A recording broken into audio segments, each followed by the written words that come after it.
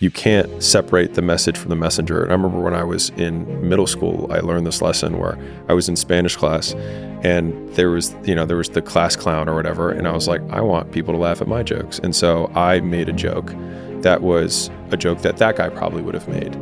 And it was a self-deprecating joke. But the thing is that like, that guy was kind of a bum, and like him making self-deprecating jokes made sense because of the context of who he was. But I was a straight A student who was really good at sports, and no one thought it was funny.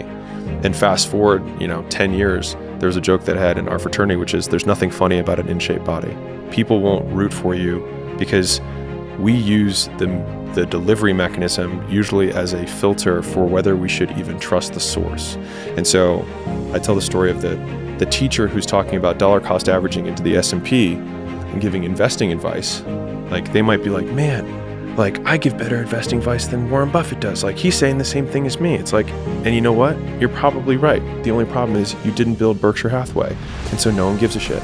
And so the thing is that we use someone's evidence and authority as a filter for how little we need to process the information. Because if you're listening to a teacher, you have to then think, okay, can I separate the message from the person? Can I independently analyze this and say, is it good, is it bad? If Warren Buffett says, you should buy this, you don't need to analyze it. You figure he knows more than me, he has more perspective, and I will just take it as fact.